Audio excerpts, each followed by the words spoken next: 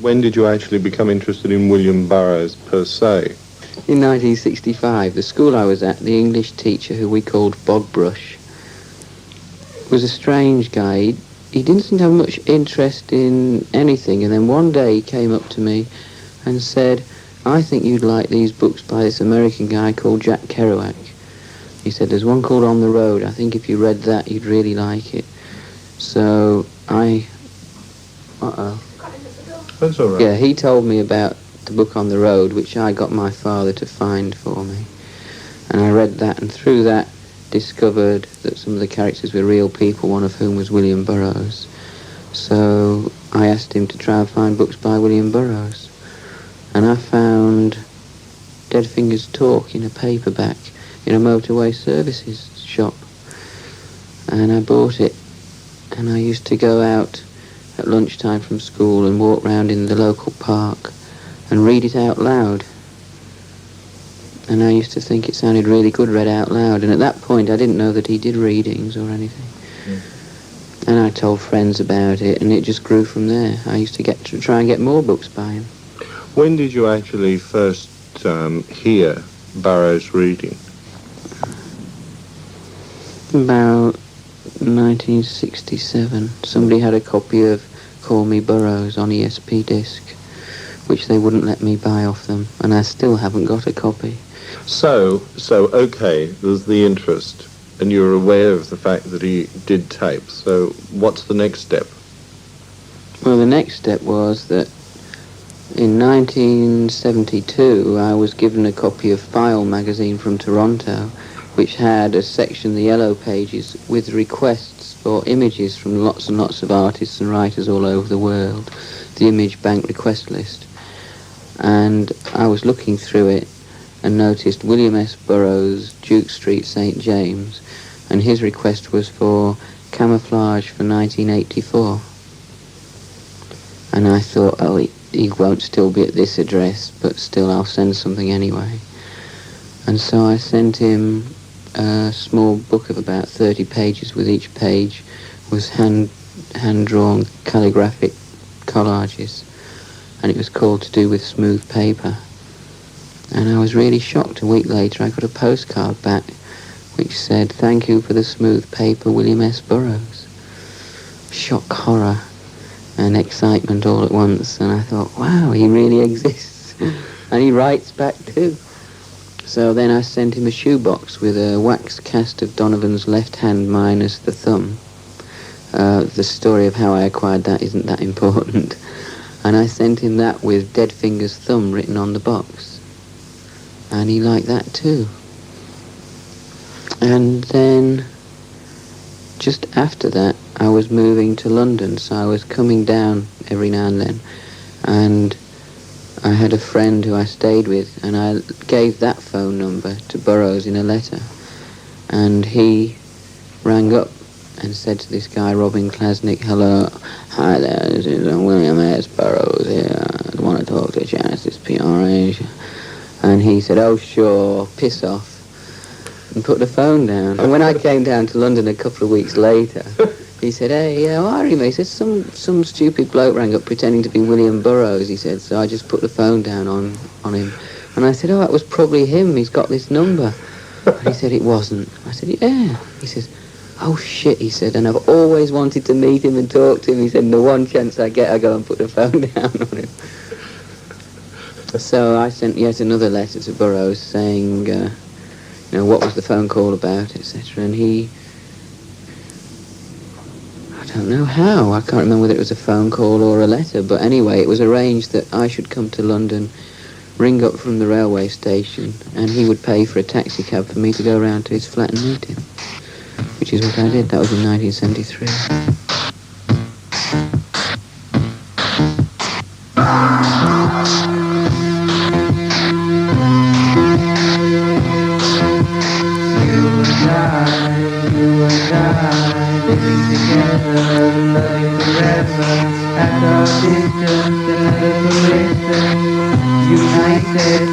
United, you become me and I become you. She's she and she's you too. United, united, a corresponding game to play, a better way for us to stay.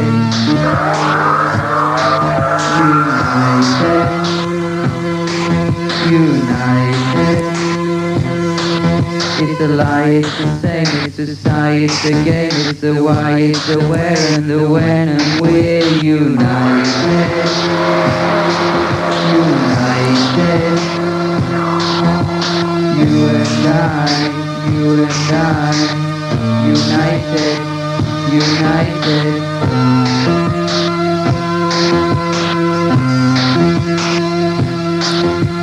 Four faces blending, blending, blending, never ending. Our faces ending, shades of evening. You and I, united, united. Ocean between us, sky between us, land between us, fire between us. We're united, united. Can't stop it. United, united. You are my night, you are my night, night, my evening. It's a very place to stay, strange sister. You listen, you want to be there. You have to see them, you have to be there. United, united. You and me, la la la, you and I. Make ourselves forever together, forever and ever. United, united. Love is the law, love is the law, love is the law, love is the law. United, united, united. You and I, you and I. United.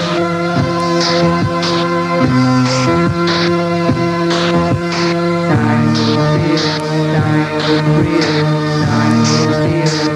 We are everywhere.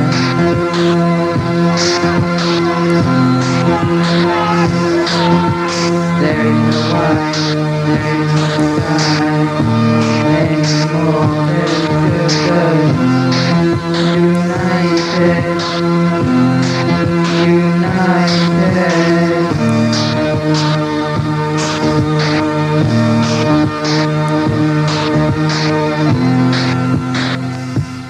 So once this contact had been started, it was fairly obvious that when Industrial Records set up, at the back of your mind, you'd always be vaguely interested in doing something with the tapes. Is that fair? Is that a fair analysis of what happened? Yeah, I thought of doing the LP in 1973. It was about the first thing I suggested to him when I met him. And I wrote him letters suggesting it again and again and again for the following 8 years. And then suddenly one day James Grauholtz wrote back and said, okay, just when I thought he was never going to do it. How much control did you actually have over the material that's on the album? Is that a William Burroughs selection, or a James Grauholtz selection, or a Genesis P-Orridge selection? It's a Peter Christopherson and Genesis P-Orridge selection. We had total control over what was on it. Right, and having a look at the album itself, there's a lot of sounds on the first side of the album that sound like TG. Is that right? Well, you could say that it's inevitable that as we were selecting the kind of sounds that we like would have priority over what appeared on the master tape. But I think it's also interesting that as we'd never heard those tapes until we'd been going as TG for, 5 years, that our application of what we understood his theories to be with our music was in fact very close to his application with tape recording machines. You mean to say they're not TG recordings? Those waves of noise between certain tracks right at the very beginning of the first side? Now, everything on there is exactly duped off the original tapes from 20 years ago or whatever. And all the noises on it were noises that he and Ian Somerville deliberately generated using shortwave radios and feedback and random sounds like the one now of things, environmental sounds. Sometimes if you listen very carefully you can hear people walking about in the background talking, and typewriters, and people on mopeds going past outside the window, things like that. Nothing here now but the recordings. May not refuse vision in setting forth. Silence. Don't. 'Twas goodbye on the line of Bradley's naked body. Love skin on a bicycle built for two like a deflated balloon. Your cool hands on his naked dollars, baby.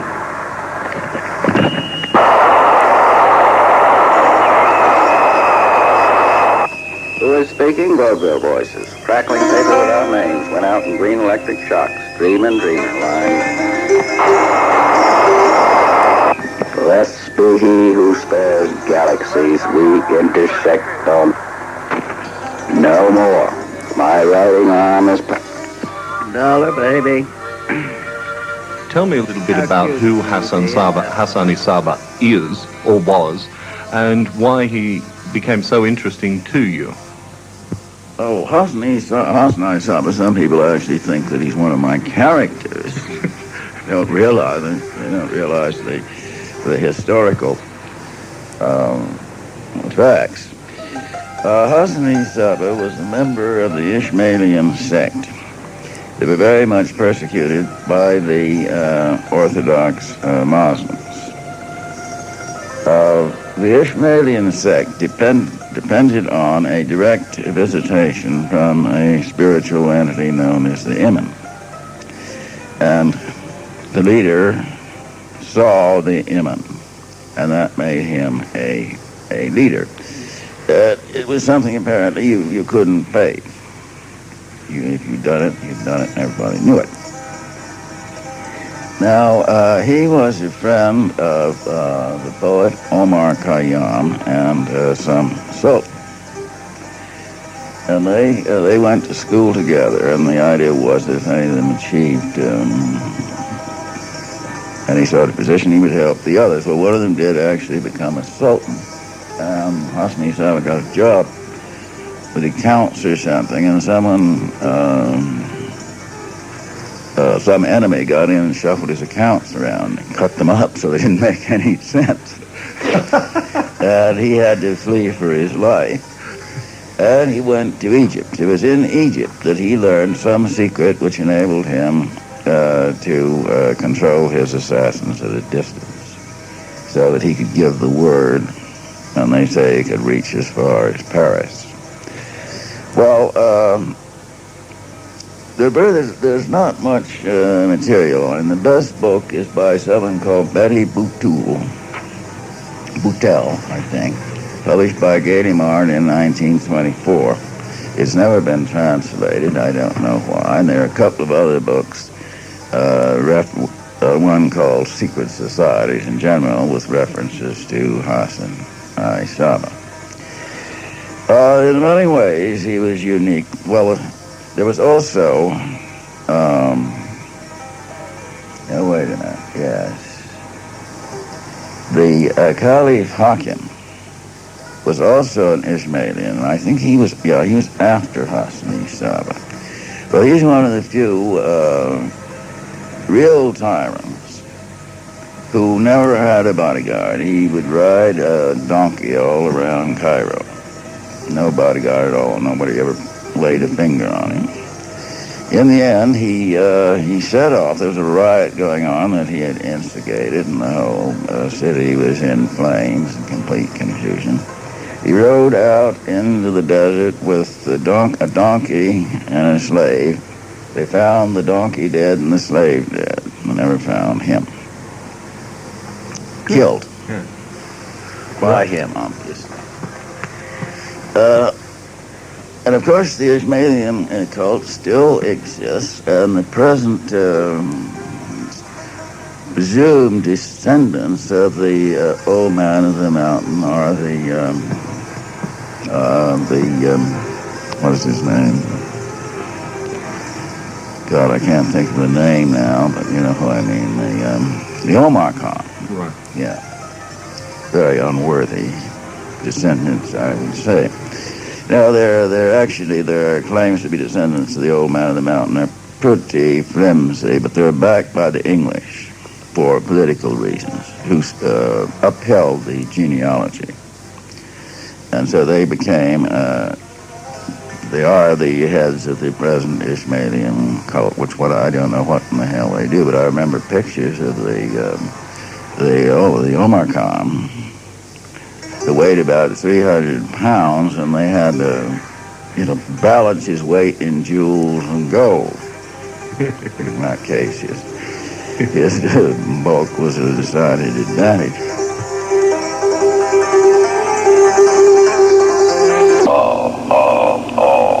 If you, I cancel all your words forever. You cannot take words with you into space. That is all Hasan-i Sabbah. To me, the highlight of the whole album is Last Words of Hasan-i Sabbah. And I think the reason for that is that William's voice, as it exists, is perfectly suited for what the Last Words of Hasan-i Sabbah is about. There is something quite horrendous, quite fearful about the whole effect that's actually created on that. Do you agree? Well, yeah, that's why we put it on the record. And that's why it's the last section, because it seemed that this was 20 years ago, and yet the things that are being talked about are what are happening on the streets in London and Manchester, everywhere today. And that's the other thing I feel very strongly about this album, that although it's a document of a period mainly 20, 15 years ago, it's in fact very, very contemporary and modern, and certainly relevant to a lot of people, and hopefully will direct a lot of people into experimenting with their own minds and their own forms of expression.